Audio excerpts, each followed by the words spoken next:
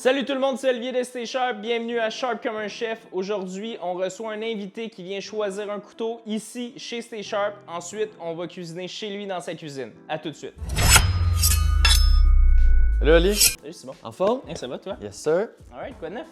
Ben écoute, des gros projets, nouveau restaurant, nouvelle gestion Fait que à nouveau l'établissement. Fait que nouveau couteau. Yes, alright. Exactement. Alright, fait que tu concoctes quoi aujourd'hui? Ben on va travailler un thon albacore Ok. en tataki. Fait qu'un suji, je pense que ça serait dans les bonnes cordes. là. Évidemment. Puis je Exact. pense que j'ai lu dans tes pensées parce que j'avais déjà préparé Incroyable. 3 belles sélections de lames juste pour toi. Fait qu'en soi, c'est 3 complètement différents types de fonctions là, pour les deux, même si c'est 3 lames de 270 mm. Je sais que tu seras le thon, fait quand même une longueur supplémentaire, c'est pas trop. Fait qu'on va commencer à droite avec le togashi. Le togashi, en fait, c'est une lame qui est un peu plus robuste là, que les 3 autres. Tu vas le voir en prise en main. Là. Fait que c'est de la Guami 2, complètement en carbone. Aussi, la surface aussi, c'est aussi de l'acier oxydable. Il y a un super beau dégradé au niveau du kasumi, finition Kuruchi. Au niveau du choil, tu le sens, il y a une espèce de polissage qui a été fait. Fait que le confort est quand même là. C'est vraiment une lame qui a été pensée pour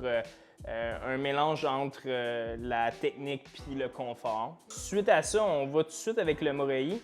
Le Morei, en fait, c'est Tokyo Style classique. Là. Fait que c'est une lame complètement mono en carbone qui a un full bolster, fait qu'il y a un gros tang en fait. Ça amène beaucoup de poids vers l'avant de la lame. Overall, c'est une lame qui est super facile à aiguiser aussi. C'est une lame qui va t'amener une grande facilité d'entretien aussi par rapport à l'aiguisage. Puis sinon, bien évidemment, le bolster classique avec un manche français, c'est très cool aussi. Poigne. Exactement. Fait que tu sais, ça contrôle un peu là. Fait que tu vas le sentir qu'il y a un peu plus de poids vers l'arrière, c'est complètement normal. Tout de suite. C'est le manche c'est du PACA, fait qu'évidemment, le composite amène aussi un certain confort là, avec l'espèce de pointe en D. Fait que c'est ça, je te dirais que ça, c'est vraiment orienté complètement différent des deux autres. Puis ici, on a comme un petit peu une jonction entre les deux. Ça se trouve être la série Futana de Itoera. C'est du stainless clad, fait qu'on a de la Guami Super au centre, recouvert de stainless. Fait que ça l'amène au niveau, je te dirais dans le quotidien, beaucoup moins d'entretien. Ça va oxyder seulement dans le bas de la lame et non vers le haut. Fait que tu as quand même une sécurité, je te dirais, au niveau...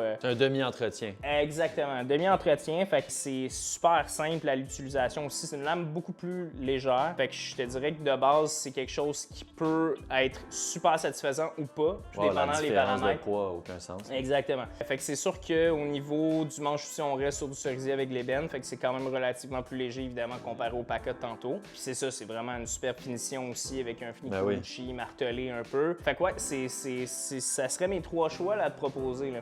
Écoute, je suis toujours tenté par le côté plus classique, surtout du manche. Ouais.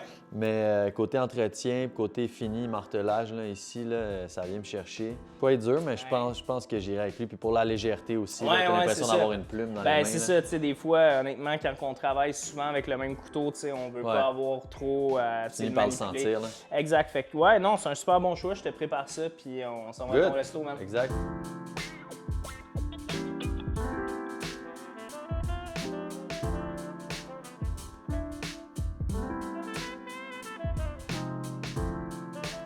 On est au tiramisu / hôtel / terrasse Carla. En fait, moi, je suis chef exécutif des 2 établissements. Ça a ouvert il y a un peu plus d'1 an. Tiramisu au rez-de-chaussée de l'hôtel qui est vraiment plus japonais-italien. Donc, on est dans la fusion, mais certains plats peuvent être que japonais et d'autres que italiens. Puis à Terrasse Carla, on est sur un menu français-vietnamien. Une carte un peu plus simple vu qu'on est en terrasse, gros volume. Oui, c'est ça. On a été voir en haut, là, c'est magnifique, mais gigantesque. Il y a quand même beaucoup de place assise. Fait qu'on comprend que ça sorte rapidement. Les gens viennent pas nécessairement aussi que pour la nourriture, ils viennent pour l'ambiance, les cocktails. En haut, c'est plus le party. Oui, exactement. C'est ça qu'on a compris. Là. Puis les propriétaires, c'est Lucky Belly Group, qui ont plusieurs établissements, qui ont fait leurs preuves à Montréal, le Red Tiger, le Blossom, le Chum Chum au 4 cartes, qui ont 2 comptoirs au Time Out, un Red Tiger 2 qui s'en vient, un 3e qui va s'en venir aussi. Donc, c'est des gars qui savent où ils s'en vont. Puis on a vraiment une belle clientèle. T'sais, on a autant du tourisme que des épicuriens qui viennent essayer nos plats et tout. Là. Ah, puis on a vu les cuisines, tu as un super beau terrain de jeu, là, autant en haut qu'en bas. Fait que tu sais, t'as comme plus de... Ouais, c'est pas la place qui manque. Exact. Fait que là, au moins, t'as la possibilité de gérer un petit peu plus. Fait que tu sais, avoir des plats un peu plus sophistiqués. Fait... Exact. Puis j'ai vraiment une carte blanche, quasi carte blanche sur les changements au menu. Donc là, on s'apprête à faire un petit revampage du menu pour l'été. Donc c'est très cool, je suis bien excité. Cool. Ben, on va aller voir ça tout de suite. Alright, Simon. Fait qu'on y est, à la cuisine du tiramisu. Exact. T'as un plat que tu voulais nous faire aujourd'hui? Yes, on va faire un tataki de thon albacore, roulé un peu dans les épices togarashi. Togarashi qui est un mix d'écorce d'agrumes, particulièrement mandarine souvent, poivre sancho et piment chili japonais. Avec du sésame noir puis du nori aussi. On va servir ça avec une sauce tonato pour le côté japonais-italien, comme je te disais, l'identité du resto. On a une petite purée de cèpes et ail noir, des pousses d'épinettes lacto-fermentées parce que c'est le printemps. Ben oui, Puis de la fraîcheur. je peux pas m'empêcher d'avoir un truc de saison. Là. C'est sûr. Alright, ben on part là-dessus. Let's go. Tac, tac. Puis on a la petite longe de thon. Là, on va l'huiler légèrement.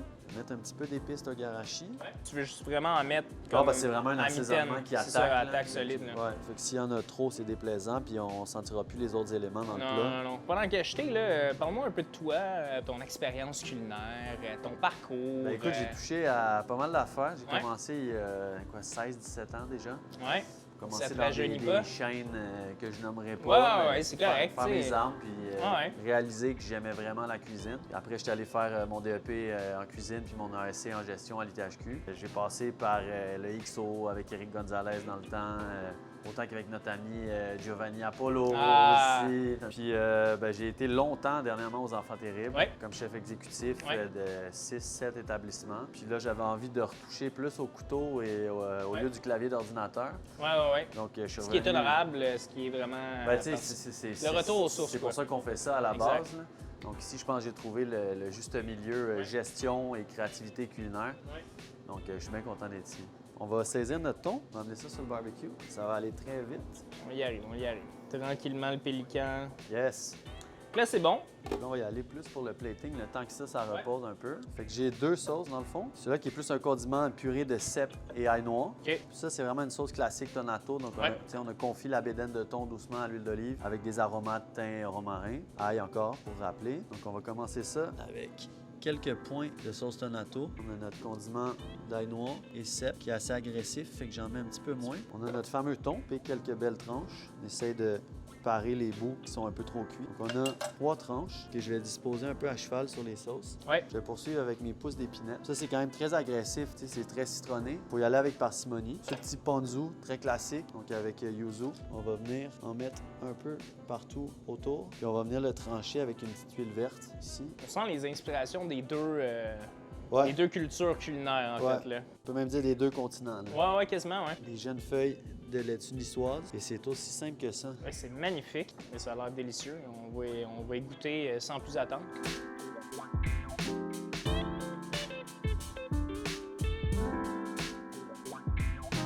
Super belle assiette, là. Pour vrai, je suis excité de commencer ça. Vas-y, je te devance. Comme dans les grandes maisons. Hein. Vas-y. Tu me diras si c'est bon, OK? Si c'est pas bon, je vais te dire que c'est bon pareil. Ouais, c'est bon. Je vais faire semblant que c'est bon, OK? Tu sais, t'as la purée d'ail noir puis cèpes qui vient donner un méga kick. T'as l'acidité dans la tonato. Tu retrouves encore un peu d'acidité avec la pousse. Il y a comme toujours des nouvelles saveurs qui viennent me chercher. Exact. À la fin, tu vas rester sur l'ail noir. Ça me fait saliver beaucoup, là. C'est vraiment délicieux. Non, mais dans l'ensemble, c'est super bien réussi. C'est un super bon plat actuel en ce moment. Ça accorde vraiment dans l'esprit du restaurant aussi. Merci. Vraiment bien réussi. C'était super bon, Simon. Merci beaucoup encore une fois. Rappelle-moi les heures d'ouverture, l'adresse. 989 Boulevard Saint-Laurent, au point de Vigée, à l'entrée du Chinatown. Pour le moment, on est ouvert les soirs du lundi au dimanche. Carla est ouvert du jeudi au dimanche, mais elle va être ouverte 7 jours éventuellement en pleine saison. Ça va porter à être modifié au courant. Exact. Puis on a le comptoir Missou qui réouvre le midi avec une offre de sandwich panini plus italien très, très prochainement.